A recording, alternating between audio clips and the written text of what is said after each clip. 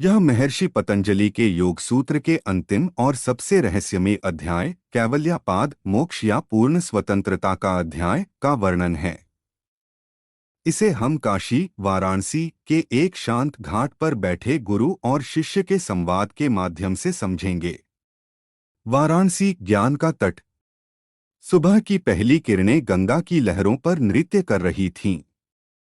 दशाश्वमेध घाट की भीड़ से दूर केदार घाट की सीढ़ियों पर गुरु जितेंद्र नाथ पद्मासन में बैठे थे।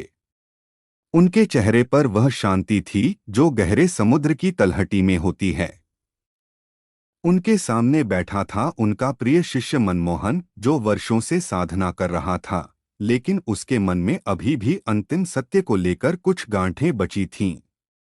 मनमोहन ने गुरु के चरण स्पर्श किए और पूछा, गुरुदेव, मैंने समाधि पाद में मन को एकाग्र करना सीखा, साधन पाद में क्रिया योग जाना और विभूति पाद में सिद्धियों का आकर्षण देखा। लेकिन पतंजलि का अंतिम संदेश कैवल्य क्या है?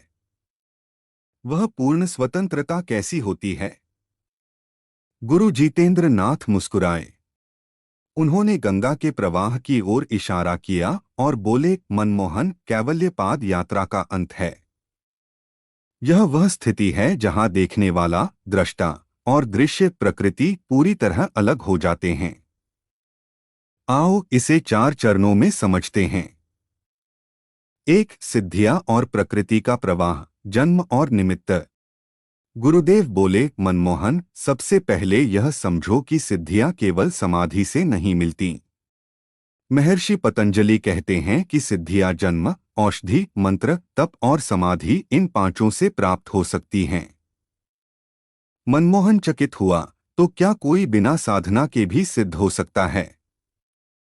गुरु ने एक किसान का उदाहरण दिया, जो पतंजलि का प्रसिद्ध दृष्टांत है।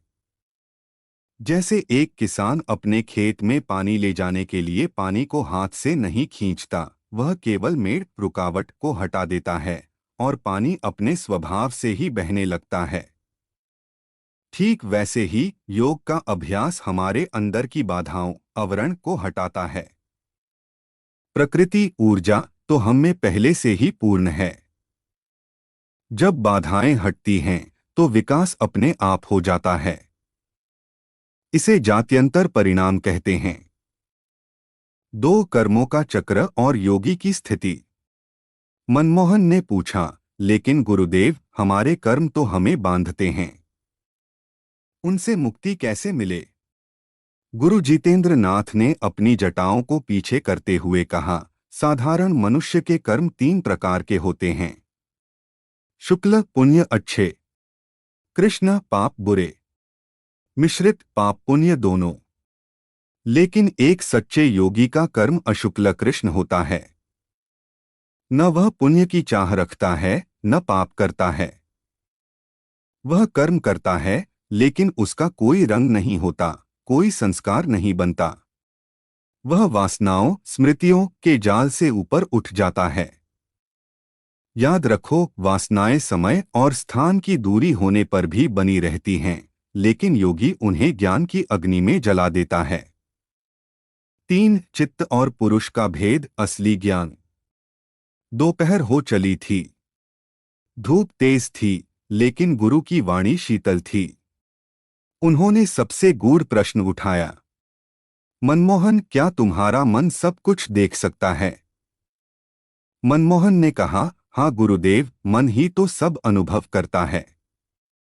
नहीं, जितेंद्र नाथ ने टोका, यही सबसे बड़ी भ्रांति है। चित्त मन स्वयं को नहीं देख सकता, क्योंकि वह दृश्य है। जैसे आंख सब कुछ देख सकती है, लेकिन खुद को नहीं देख सकती। मन को देखने वाला कोई और है, वही पुरुष, आत्मा, चेतना है। गुरुदेव ने गंगा में अपनी परछाई दिखाई। देखो, वह परछाई, मन, हिल रही है, लेकिन जिसे तुम देख रहे हो, तुम्हारा असली स्वरूप, वह स्थिर है। जब साधक यह भेद समझ लेता है कि मैं मन नहीं हूँ, मैं मन को देखने वाला हूँ, तब वह कैवल्य की ओर पहला कदम बढ़ाता है। 4. धर्म में समाधि और कैवल्य, अंतिम पड़ाव। शाम घिरने लगी थी। वाराणसी के मंदिरों में घंटियां बजने लगी थीं। गुरुदेव ने अंतिम सूत्र समझाया। जब योगी को सर्वोच्च विवेक ज्ञान प्राप्त हो जाता है और उसे उस ज्ञान का भी कोई अहंकार नहीं रहता, तब उसे धर्ममेघ समाधि क्लाउड ऑफ वर्च्यू प्राप्त होती है। यह ऐसी अवस्था है जैसे आकाश से धर्म और सत्य की वर्षा हो रही हो।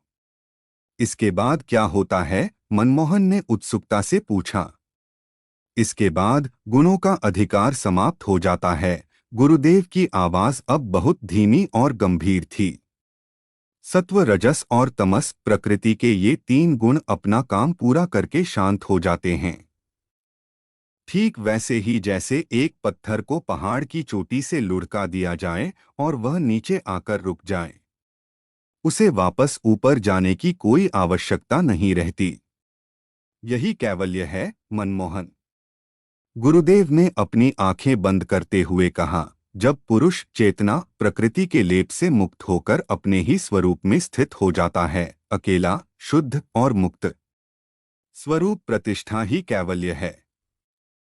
अब कोई पुनर्जन्म नहीं, कोई दुख नहीं, केवल अनंत चैतन्य। निष्कर्ष मनमोहन का मौन। मनमोहन चुपचाप बैठा रहा।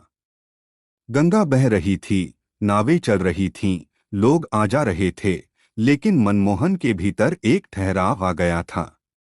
उसे समझ आ गया था कि संघर्ष मन को मारने का नहीं, बल्कि यह समझने का है कि मैं मन हूं ही नहीं। उस दिन काशी के घाट पर शब्दों का अंत हुआ और अनुभव का प्रारंभ हुआ। यही कैवल्यपाद का सार था। कैवल्यपाद बताता है कि मुक्ति किसी बाह्य शक्ति से नहीं, बल्कि विवेक ज्ञान से मिलती है। जब साधक यह समझ लेता है कि उसका चित्त मन एक दृश्य ऑब्जेक्ट है और पुरुष चेतना ही एकमात्र दृष्टा सब्जेक्ट है, तब चित्त के सारे संस्कार और कर्मों का चक्र समाप्त हो जाता है।